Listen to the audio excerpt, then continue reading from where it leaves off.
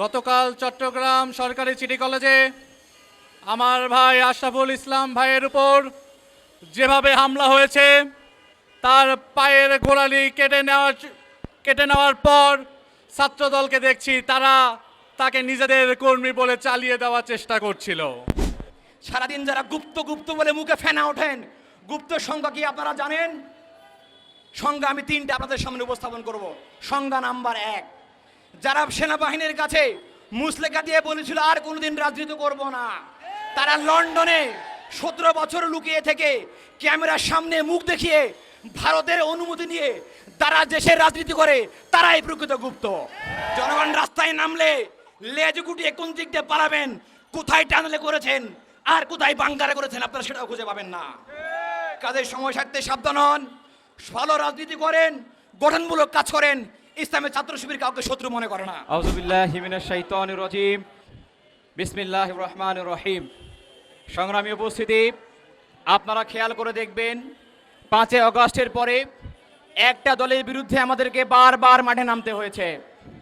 কখনো ধর্ষণের বিরুদ্ধে, কখনো চাঁদাবাজির বিরুদ্ধে, কখনো বা ছাত্র সংসদ নির্বাচন বন্ধের প্রতিবাদে, কখনো বা লীগ পুনর্বাসন বন্ধের প্রতিবাদে আমাদেরকে বারবার মাঠে নামতে হয়েছে। আজকে আমরা ঢাকার রাজপথে নেমেছি। যে সমস্ত সন্ত্রাসীরা গতকাল চট্টগ্রাম সিটি কলেজে আমার শিক্ষার্থী বন্ধুদের উপর, আমার শিক্ষকের উপর এবং ছাত্র শিবিরের উপর ন্যাক্কারজনক হামলা চালিয়েছে, তাদের বিচারের দাবিতে আমরা আজকে মাঠে নেমেছি। আশরাফুল ইসলাম ভাইয়ের গোড়ালিতে চাপাতি দিয়ে কিরিচ চালিয়ে যারা গোড়ালি বিচ্ছিন্ন করেছে, সেই সমস্ত ছাত্র দলের সন্ত্রাসীদের বিচারের দাবিতে আমরা আজকে মাঠে নেমেছি। আমরা আজকে মাঠে নেমেছি তেজগাঁও কলেজের মেধাবী শিক্ষার্থী সাকিবুল হাসান রানাকে যারা রুম থেকে ডেকে নিয়ে গিয়ে তার লাশকে আমাদেরকে উপহার দিয়েছিল, সেই সমস্ত ছাত্র দলের পথধারী নেতাদেরকে আমরা বিচারের দাবিতে আজকে আমরা রাজপথে নেমেছে। সংগ্রামী বন্ধুগণ, আপনারা দেখে থাকবেন ছাত্র দলের এই আচরণ কোনো নতুন আচরণ নয়।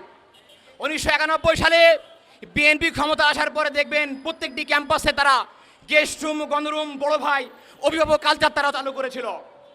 এরপরে 2001 সালে ক্ষমতায় আসার পরে তারা ছাত্রদেরকে দলদাসে পরিণত করার জন্য এবং তাদের একজন দলীয় কর্মী বানানোর জন্য 2001 সালে তারা 2090 সালের মতো করে পরিকল্পনা গ্রহণ করে। তার ওই ধারাবাহিকতায় 2001 সালে বুয়েটের মতো শিক্ষা প্রতিষ্ঠানে সাবিকুন নাহার সনিকে তারা গুলি করে হত্যা করে ক্যাম্পাসে গোলযোগ সৃষ্টি করে। শুধু তাই নয়, 2002 সালে ঢাকা বিশ্ববিদ্যালয়ের রোকেয়া হলে রাতভর আমাদের বন্ধুদের উপরে তারা জুলুম করেছিল। রাতভর আমাদের বন্ধের উপরে অমানসিক জুলুম চাপিয়ে তারা আইনের হাত ব্যবহার করে তারা সেখান থেকে নীরবে পালিয়ে গিয়েছিল। শুধু তাই নয় সংগ্রামী বন্ধুরা, আপনারা দেখে থাকবেন 1993 সালে ইসলামী ছাত্র শিবির আজকের মতো করে রাজপথে নেমেছিল। তৎকালীন কেন্দ্রীয় সভাপতি হামিদ হোসেন আজাদ ভাই বলেছিল, বিএনপি আপনারা যদি ছাত্র দলকে কন্ট্রোল না করেন তাহলে আমরা সরকার পতনের আন্দোলনে যেতে বাধ্য হব। এবং শিবির আন্দোলন করেছিল। 1996 সালে বিএনপি ক্ষমতা ত্যাগ করতে বাধ্য হয়েছিল। আমরা আশা করি ইসলামী ছাত্র শিবিরকে আপনারা এমন কোনো কর্মসূচি দিতে বাধ্য করবেন না। আমি বলতে চাই, ছাত্র দল শুধুমাত্র নির্যাতনমূলক কাঠামোর মধ্যে বদ্ধ ছিল না, তারা যুগে যুগে ছাত্রলীগ পুনর্বাসনের কাজটি করে গেছে। আপনারা খেয়াল করে দেখবেন কয়েকদিন আগে ঢাকা বিশ্ববিদ্যালয়ে একটা কমিটি হয়েছে। সেই কমিটি হওয়ার সঙ্গে সঙ্গে ছাত্র দলের কয়েকজন সঙ্গে সঙ্গে তারা সংবাদ সম্মেলন ডেকে প্রতিবাদ জানিয়েছে। তারা এভাবে বলেছে, ছাত্র দলের প্যাডে ছাত্রলীগের কমিটি প্রদান করা হয়েছে। তারা গুনিয়ে গুনিয়ে দেখিয়েছে বর্তমান ছাত্র দলের ঢাকা বিশ্ববিদ্যালয়ের নাসিরউদ্দিন শাওনকে তারা বলেছে তিনি ছাত্র দলের কর্মী ছিলেন। বর্তমানে ছাত্র দলের কেন্দ্রীয় কমিটির রাজু আহমেদ থেকে শুরু করে তারা 57 জনের তালিকা দিয়ে বলেছিল এই ছাত্র দল মূলত ছাত্রলীগের এক্সটেন্ডেড ভার্সন। শুধু তাই নয়, জাহাঙ্গীর বিশ্ববিদ্যালয়ে তারা কমিটি যখন দিয়েছে তখন আমরা দেখেছি 13 জন ছাত্রলীগকে তারা পুনর্বাসন করেছে। পাবনা মেডিকেল কলেজে যখন তারা কমিটি দেয় 21 জনের, সেই 21 জনের কমিটির মধ্যে আমরা 11 জন ছাত্রলীগকে খুঁজে পাই। শুধু ছাত্র দল নয়, নির্বাচনের পূর্বে বিএনপি একই কায়দায় আওয়ামী লীগকে পুনর্বাসন করেছে।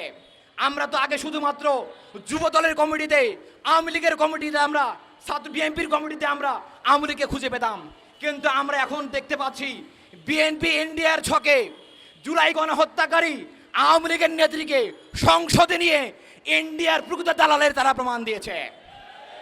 সংগ্রামী উপস্থিতি, আমরা স্পষ্ট করে বলে দিতে চাই, সারাদিন যারা গুপ্ত গুপ্ত বলে মুখে ফেনা ওঠেন, গুপ্ত সংখ্যা কি আপনারা জানেন? সংখ্যা আমি তিনটে আপনাদের সামনে উপস্থাপন করব।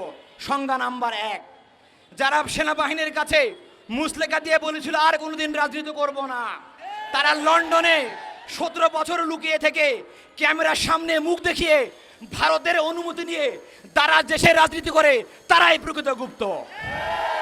সংজ্ঞা নাম্বার 2, যারা অন্তর্বর্তী সরকারের সময় নিজের গায়ের উপরে নিরপেক্ষতার খোলস লাগিয়ে নির্বাচনে ইঞ্জিনিয়ারিং করে দলীয় সরকারের জনগুরুত্বপূর্ণ মন্ত্রীর মন্ত্রণালয় তারা ভাগিয়ে নিয়ে যারা বলে সবার আগে বিএনপি, তারাই মূলত প্রকৃত গুপ্ত।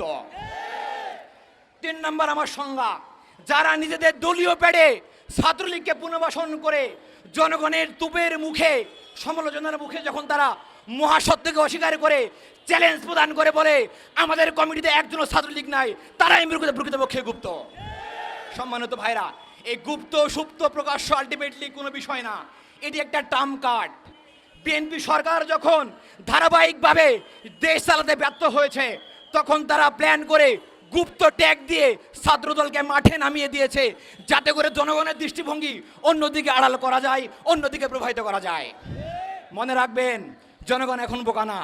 আমরা দেখেছি IMF আপনাদেরকে ঋণ দেয় না, ইরান আপনাকে তেল দেয় না, আপনারা তেলের দাম বাড়িয়েছেন, জ্বালানির দাম বাড়িয়েছেন, 5 কিলোমিটার লম্বা রাস্তা ধরে আমাদেরকে তেল নিতে হয়, চাঁদাবাজি করছেন, মামলা বাণিজ্য করছেন, দ্রব্যমূল্যের ঊর্ধ্বগতি বেড়ে গেছে। গ্রেফতার করে আপনারা সরকার হিসেবে যোগ্য তার প্রমাণ দেন, অন্যথায় ইসলামী ছাত্র শিবির রাজপথের সমাধান বের করতে চেষ্টা করবে। এর ফলে যদি কোনো সংকট তৈরি হয়, দেশে কোনো বিশৃঙ্খলা তৈরি হয়, এর দায় রাষ্ট্রপতি জনাব শিলং সালাউদ্দিন সাহেব এবং লন্ডন ফেরত প্রধানমন্ত্রী লুথার কিং তারেক রহমানকে নিতে হবে। সংগ্রামী বন্ধুরা, সর্বশেষ বলতে চাই, চট্টগ্রামের হামলায় যিনি আহত হয়েছেন আমাদের ওয়ার্ড সভাপতি আশরাফুল ইসলাম ভাই, তার চিকিৎসার ব্যয়ভার সরকারকে বহন করতে হবে। কারণ সরকারের পেটুয়া বাহিনী সন্ত্রাসী ছাত্রদল সরাসরি জড়িত ছিল, তার প্রমাণ আমরা ইতিমধ্যে পেয়েছি। পাশাপাশি তেজগাঁও কলেজে যে সাকিবকে হত্যা করেছে ছাত্রদল, তার সুষ্ঠু বিচার করে তাদেরকে কম সময়ের মধ্যে আইনের আওতায় এনে প্রমাণ করতে হবে যে আপনারা দেশ চালানোর যোগ্য। যদি আপনারা ব্যর্থ হন, তাহলে মনে রাখবেন আপনাদের সময় খুব বেশি নাই। জনগণ রাস্তায় নামলে লেজ গুটিয়ে কোন দিক দিয়ে পালাবেন, কোথায় টানেলে করেছেন আর কোথায় বাঙ্কারে করেছেন, আপনারা সেটাও খুঁজে পাবেন না। কাজের সময় সারতে সাবধান হন, ভালো রাজনীতি করেন, গঠনমূলক কাজ করেন। ইসলামী ছাত্র শিবির কাউকে শত্রু মনে করে না। আগামী দিনে সুন্দর, সমৃদ্ধ এবং বৈষম্যহীন সমাজ তৈরির আন্দোলনে আমরা আপনাদেরকে সহযোগিতা করতে চাই। যদি আপনারা সহযোগিতা করেন, তাহলে আমরা উত্তম দেশ উপহার দেবো ইনশাল্লাহ। সংগ্রামী উপস্থিতি, আজকের এই সমাবেশে কষ্ট করে আপনারা সময় দিয়েছেন, সাংবাদিক বন্ধুগণ সময় দিয়েছেন, আপনাদের সবাইকে ধন্যবাদ জানিয়ে আজকের মতো আমার কথা শেষ করছি। আসসালামু আলাইকুম রহমতুল্লাহ। সম্মানিত প্রিয় উপস্থিতি।